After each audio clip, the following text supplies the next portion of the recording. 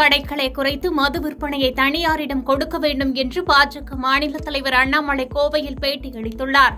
கோவை மாவட்டம் சூலூர் அருகே உள்ள முத்துக்கவுண்டன் புதூரில் உள்ள தனியார் திருமண மண்டபத்தில் பாஜக நிர்வாகிகள் கலந்தாய்வு கூட்டம் நேற்று நடைபெற்றது. இதில் அக்கட்சியின் மாநில தலைவர் அண்ணாமலை மற்றும் மேல்மட்ட நிர்வாகிகள் தொண்டர்கள் கலந்து கொண்டனர். அதனைத் தொடர்ந்து நடைபெற்ற செய்தியாளர் சந்திப்பில் பேசிய பாஜக மாநில தலைவர் அண்ணாமலை, டாஸ்மாக் மதுபானங்களில் கிக்கு இல்லை என அமைச்சர் துரைமுருகன் பேசியிருப்பது உண்மைதான். கிக்கு இல்லை என்பதற்காக தான் இதுபோன்ற செயல்களில் மதுப்பிரியர்கள் நாடி செல்கிறார்கள் என்று கருத்து தெரிவித்தார். நீட் குளறுபடிக்கு நடவடிக்கை எடுக்க மத்திய அரசு ஆயத்தமாகியுள்ளது என்று தெரிவித்த அவர், அரசியல் செய்ய தமிழக அரசு நீட்டை பயன்படுத்தி வருகிறது என்று குற்றம் சாட்டினார். மேலும் மேகதாதுவில் தமிழக அரசு அனுமதி இல்லாமல் அணை கட்ட முடியாது என கருத்து தெரிவித்தார். குறிப்பாக தமிழகத்தில் நம்முடைய டாஸ்மாக் நிறுவனத்தை பொறுத்தவரை சிஏஜி அதே போன்ற தணிக்கை செய்து, நான் என்ன ரிப்போர்ட்டை படிக்கலிங்கன்னா நான் மேற்பார்வை மட்டும்தான் பார்த்தேன். அவங்க மேலோட்டமாக சொல்லியிருப்பது எனக்கு தெரிந்தவரை இந்த மாதிரி இதில் அக்கவுண்டிங் டிரான்ஸ்பரன்சி இல்லை என்று.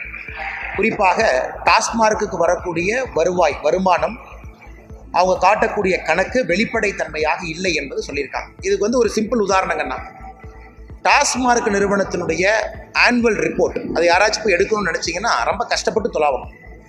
எந்த நிறுவனம் எவ்வளோ சப்ளை பண்ணுறாங்க, டாஸ்மார்க் யாருக்கிட்டேருந்து கொள்முதல் பண்ணுறாங்க, ஏன்னா எல்லாமே மறைச்சிருப்பாங்க. அது ரொம்ப கஷ்டப்பட்டு நீங்கள் தேடினீங்கன்னா தான் டாஸ்மார்க்கினுடைய ஆனுவல் ரிப்போர்ட்டே உங்களுக்கு கிடைக்கும். காரணம், தமிழக அரசை பொறுத்தவரை, டாஸ்மார்க்கை பொறுத்தவரை அங்கே இருக்கக்கூடிய பல விஷயங்களை மறைக்க வேண்டும் என்பதற்காக உங்களை போன்ற என்னை போன்ற சாதாரண குடிமகன் ஒரு ஆனுவல் ரிப்போர்ட்டை எடுக்கிறதே அங்கே கஷ்டம். அதனால் சிஏஜி இது போன்ற அறிக்கை கொடுத்திருப்பது ஆச்சரியம் இல்லை, அது எக்ஸ்பெக்டட் தான். இன்னும் அந்த அறிக்கையை தெளிவாக நாங்கள் பார்க்கவில்லை, பார்ப்பதற்கான வாய்ப்பு எனக்கு கிடைக்கல. நாளை அடுத்து நடக்கக்கூடிய பிரஸ் மீட் அதை பற்றி டீட்டெயிலாக பேசுகிறோம். பல்லாவரம் துறைப்பாக்கம் மேம்பாலத்தில் அதிவேகமாக காரை ஓட்டி வந்து விபத்து ஏற்படுத்திய மருத்துவக் கல்லூரி மாணவர்கள். அதிர்ஷ்டவசமாக 5 தனியார் மருத்துவக் கல்லூரி மாணவர்கள் உயிர் தப்பினர். சென்னை பல்லாவரம் துறைப்பாக்கம் மேம்பாலத்தின் மீது தனியார் மருத்துவக் கல்லூரியில் படிக்கும் மருத்துவக் கல்லூரி மாணவர்கள் மகாபலிபுரத்திலிருந்து சென்னை ஏர்போர்ட் நோக்கி அதிவேகத்தில் காரை ஓட்டி சென்றுள்ளனர். அப்பொழுது பல்லாவரம் மேம்பாலத்தின் மீது வந்து கொண்டிருக்கும் போது அதிவேகத்துடன் காரை திருப்பியதால் கார் ஓட்டி வந்த நபரின் கட்டுப்பாட்டை இழந்து நிலை குலைந்து கார் தலைக்குப்புற கவிழ்ந்து விபத்து ஏற்பட்டது. இதில் காரில் பயணித்த 3 பெண் 2 ஆண் உள்ளிட்ட மருத்துவ மாணவர்கள் சிறிய காயங்களுடன் அதிர்ஷ்டவசமாக உயிர் தப்பினர். இதனால் மேம்பாலத்தின் மீது கடுமையான போக்குவரத்து நெரிசல் ஏற்பட்டது. சம்பவ இடத்திற்கு வந்த போக்குவரத்து போலீசார் விபத்தில் காயமடைந்தவர்களை மீட்டு மருத்துவமனைக்கு அழைத்து சென்றனர். பின்னர் சம்பவ இடத்திற்கு வந்த குரோம்பேட்டை போக்குவரத்து புலனாய்வு போலீசார் விபத்துக்குள்ளான காரை அப்புறப்படுத்தி போக்குவரத்தை சீர் செய்தனர். விசாரணையில் ஆந்திர பிரதேசம் நெல்லூர் மாவட்டத்தை சேர்ந்த மருத்துவக் கல்லூரி மாணவர் ஆதர்ஸ் ரெட்டி ஓட்டி வந்த கார் விபத்துக்குள்ளானது தெரியவந்தது. நத்தம் அருகே சாலை தடுப்பில் மோதி சரக்கு வேன் விபத்துக்குள்ளான சிசிடிவி காட்சிகள் வெளியாகியுள்ளது.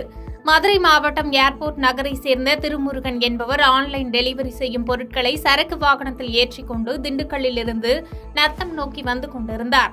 அப்போது குட்டூர் பிரிவு அருகே வந்தபோது எதிர்பாராத விதமாக ஓட்டுநரின் கட்டுப்பாட்டை இழந்த வாகனம் சாலை நடுவில் உள்ள தடுப்பில் மோதி ஒரு பக்கமாக கவிழ்ந்து விபத்துக்குள்ளானது.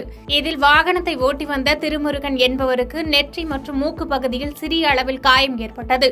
காயமடைந்தவரை அக்கம் பக்கத்தினர் உடனடியாக மீட்டு நத்தம் அரசு மருத்துவமனைக்கு சிகிச்சைக்காக அனுப்பி வைத்தனர். இந்த விபத்து குறித்த சிசிடிவி காட்சி தற்போது சமூக வலைதளங்களில் வெளியாகி வைரலாகி வருகிறது.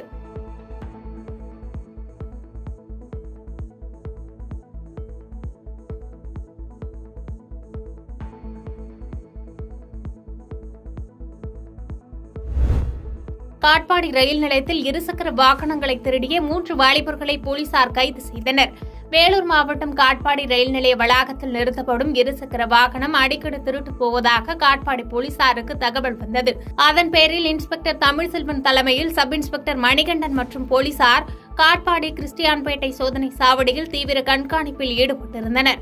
அப்போது 2 இருசக்கர வாகனங்களில் வந்த 3 வாலிபர்களிடம் விசாரணை மேற்கொண்டதில் அவர்கள் ஓட்டி வந்த மோட்டார் சைக்கிள் திருடிய இருசக்கர வாகனம் என தெரியவந்தது. மேலும் அவர்கள் ஜமுனா மரத்தூர் வள்ளியூர் கிராமத்தை சேர்ந்த வினோத்குமார், கோவிந்தராஜ், விஜயகாந்த் என தெரியவந்தது. அவர்கள் கொடுத்த தகவலின் பேரில் மேலும் ஒரு மோட்டார் சைக்கிளையும் காட்பாடி போலீசார் பறிமுதல் செய்தனர். இதுகுறித்து காட்பாடி போலீசார் வழக்கு பதிவு செய்த நிலையில் காட்பாடி ரயில் நிலைய நிலையத்தில் இருசக்கர வாகனம் திருடிய 3 வாலிபர்களையும் கைது செய்து நீதிமன்ற காவலுக்கு அனுப்பி சிறையில் அடைத்தனர். நாகர்கோவில் அருகே திருட்டில் ஈடுபட்ட நபரை தர்மஅடி கொடுத்து பொதுமக்கள் போலீசாரிடம் ஒப்படைத்தனர். கன்னியாகுமரி மாவட்டம் நாகர்கோவில் வைத்தியநாதபுரம் அருகே வட்டவிளை பகுதியில் ரோட்டோரத்தில் நிறுத்தி வைக்கப்பட்டிருந்த ஆட்டோ ஒன்றில் மர்ம நபர் ஒருவர் பேட்டரி திருட முயன்றார்.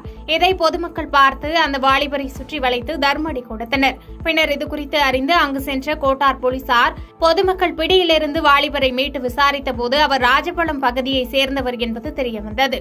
மேலும் அவரிடமிருந்து மீட்கப்பட்ட திருட்டு பொருட்கள் எங்கிருந்து கொள்ளையடிக்கப்பட்டது என்பது குறித்து அவரிடம் விசாரணை மேற்கொண்டு வருகின்றனர்.